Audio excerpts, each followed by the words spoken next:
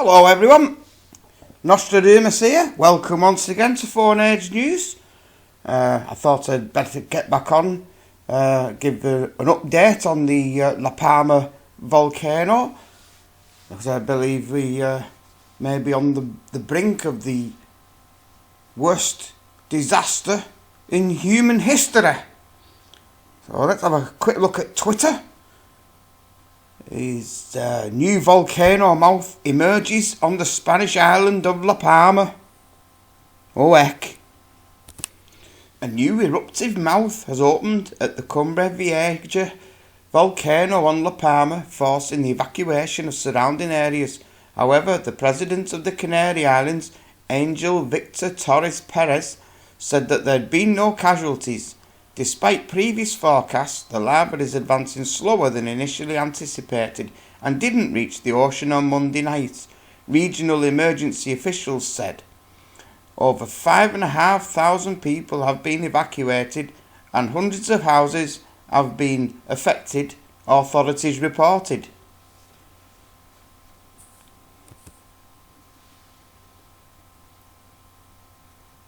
Bloody hell. Look at that when the lava meets swimming pool.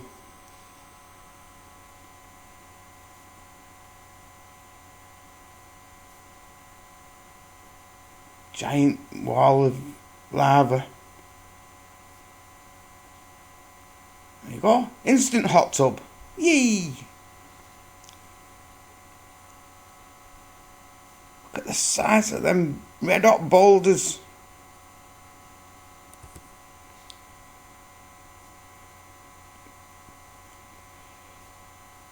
Just wiping out everything in its path. Pure trees.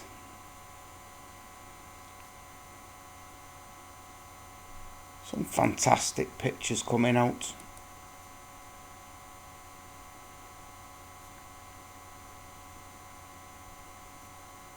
Unbelievable.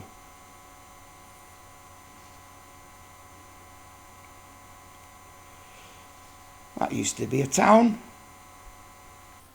This eruption's only just started, folks. This is a very recent tweet. The Canary Islands Seismic Network has been registering a strong increase in the amplitude of the volcanic tremor in the last 4 hours, which is an indicator of the intensity of the Strombolian explosive activity in the active vents at this time. And it's higher now than it's ever been. And just watching the volcano, it looks visibly more active. Here's some more pictures.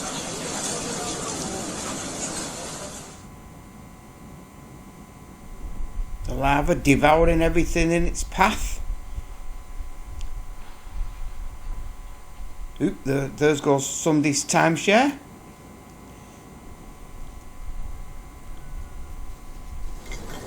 Why did they build houses on the sides of active volcanoes?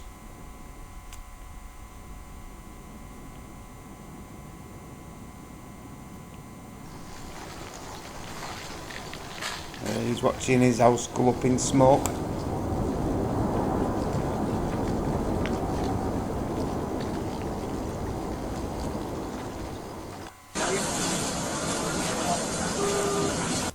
This has just been uploaded minutes ago, showing a UFO flying past. Let's have a look at that again.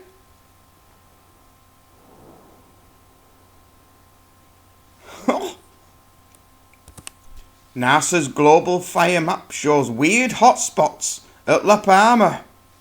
Ooh, it's all going on underground. It's one of the very latest pictures to come out. I think that's the full moon. What an absolutely fantastic photograph. And we've got this one showing the latest extent of the lava flow. It hasn't reached the sea yet because it's a bit the ground's a bit shallower near the coast, so it's spreading out more rather than flying straight down towards the sea. Wow. Who lives in a house like this? Let's go through the keyhole. Oh well, that's enough frivolity for now. Let's go on to very latest news from Volcano Discovery. Evacuation of La Laguna has begun. As the lava flows seem to increase and new vents are feared might open up, the town of La Laguna is now being evacuated, our correspondents informed us. Video of lava fountains last night on YouTube. Cumbria Vieja volcano eruption, La Palma, increasing tremor, lava flows destroy town of Todoki. Okie-todokie. The eruption continues with lava fountains from the new vent that opened last night and continuing lava flow emission. During the past hours, volcanic tremor has increased significantly, suggesting the output rate has increased or something else is changing. It will probably become clearer in the next few hours what is happening. During the past 24 hours, activity has been relatively stable. The advance of the fronts have slowed down as they remained approximately 1 kilometre from the shore due to the fact that the flow fronts are now in less steep terrain, which causes them to widen significantly as well rather than progress. However, they are now slowly advancing through the town of Todoki, destroying it. The 1,200 former residents from Todoki had no choice than to gather as much of their belongings and now can only watch as houses, streets, gardens are covered metre by metre by the advancing lava flows. There are concerns that the eruption is still far from stable and yet more vents, possibly further north, could open up. That's where the towns are. Inflation has been continuing and reached 30 centimetres in places. So normally you get inflation, then an eruption, and then it usually the ground usually subsides back down again. It doesn't usually carry on going once the pressure is released.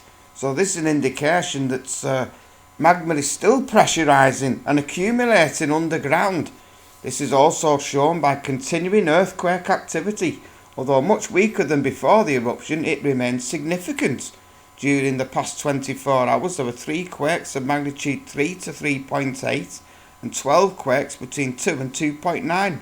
Another concern is the development of acid steam clouds should the lava flows enter the sea and cause violent water lava explosions that generate hot steam plumes mixed with hydrochloric acid and other dangerous gases that can be harmful to people, animals and plants.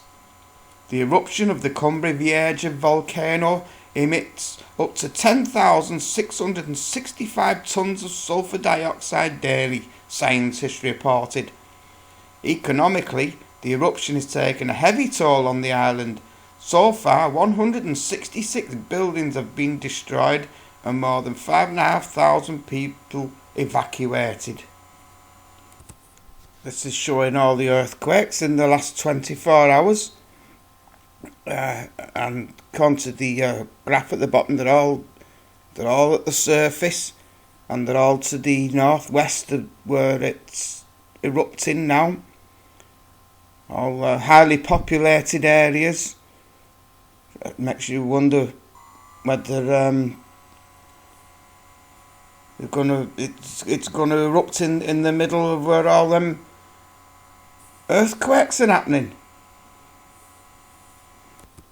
And this is showing the area where the ground's uplifted since the beginning of the eruption. So this is not counting the uplift prior to the eruption.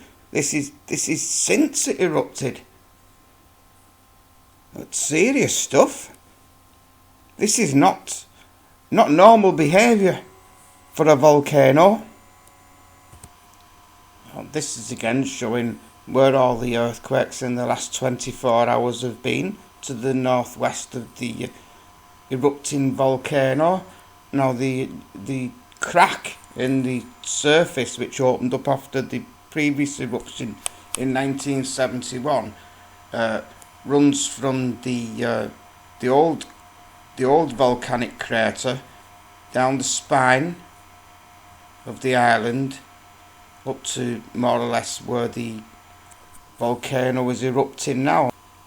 What worries me is, since this crack opened, any rainwater that's got in there and seeped in may have accumulated at the bottom, underground.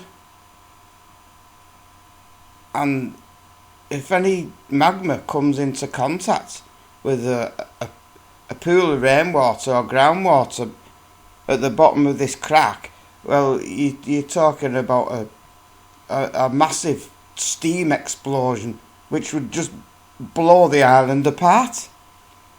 And all these people what live in this area, they're all happily just going about the normal business at the moment, driving around, watching the volcano from a distance. If I lived there, I'd be at the northern tip of the island if I couldn't get off the island altogether. I certainly wouldn't be staying near there. I think it's the most dangerous place on earth at the moment. Well, now we're going to go over to Dave for the very latest. I understand he's been learning a bit of Spanish while he's been in rehab. So let's go and see Dave. Dave! Oh.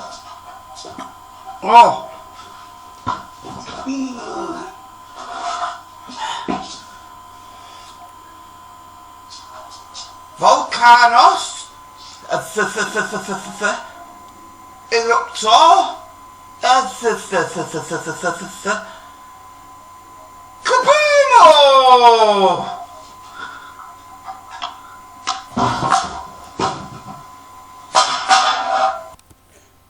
Right, thanks for that, Dave.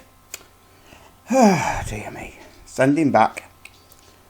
Now for some more news on the impending end of human global industrial civilization. Excuse me. CO2 shortage. Poultry, pork and bakery products could disappear from supermarkets within days, industry chief warns. Surging energy costs have resulted in the suspension of operations at fertiliser plants which produce CO2 as a byproduct, having a knock-on effect on the food industry. Oh heck.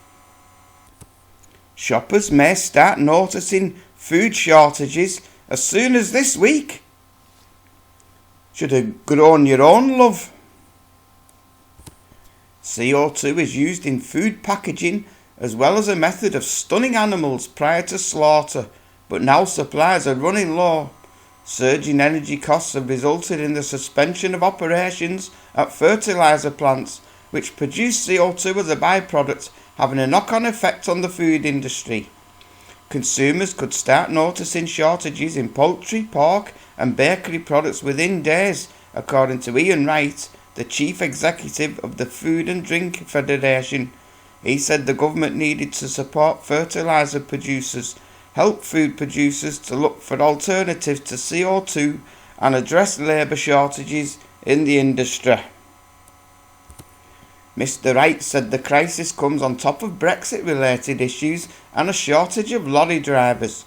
We have been saying for several weeks now that the just-in-time system, which underpins both our supermarkets and our hospitality industry, is under the most strain it has ever been in the 40 years it has been there, he told BBC Radio 4's Today programme. It's gone too far now. CO2 shortage halts crumpet production. Oh no, I love a bit of crumpet. It's a real crisis. Poultry production will begin to decline significantly by the end of this week, as well as pig production, he warned. He added that the production of bakery goods and meat packaging is probably only about a week behind.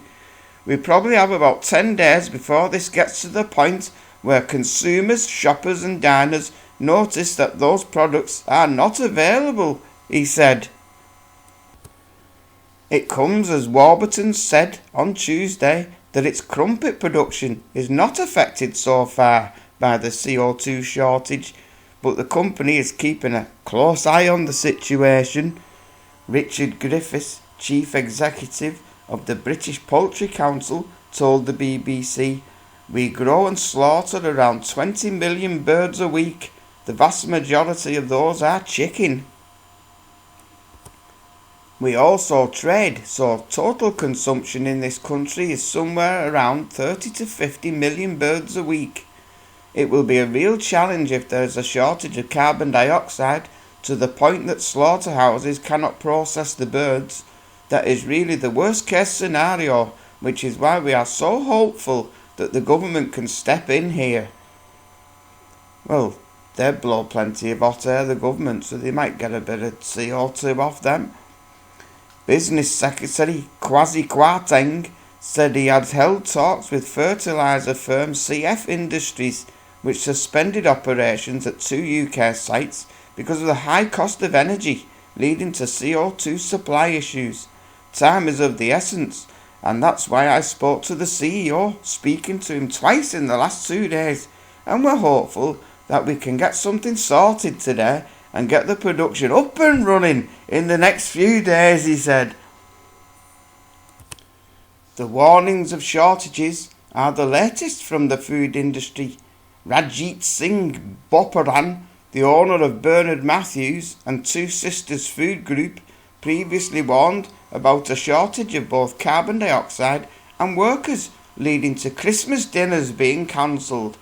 But Prime Minister Boris Johnson tried to reassure the public, saying cancelling Christmas is very much not the plan, despite prospects of a turkey shortage and a predicted surge in COVID-19 cases during the festive season. I don't know what all the fuss is about. A shortage of carbon dioxide. There's fucking shitloads of it up in the atmosphere. Get the vax. Get the vaccine. Get it now. Since my last video, I've been feeding the latest planetary data into the Doomatron, and as you can see, we're very almost at the "we are so fucked" threshold on the shitometer, which is not good. I managed to capture this picture yesterday of the advancing wall of lava on La Palma.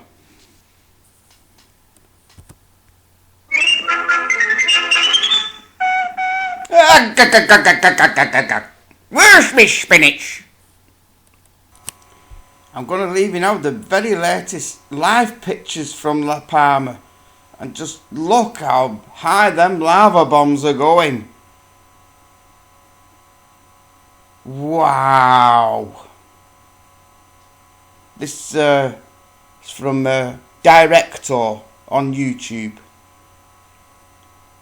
Thank you all very much for watching. I hope you had a little laugh and a giggle at my video, because we all need a bit of a laugh and a giggle now and again, especially in these times that we're going through.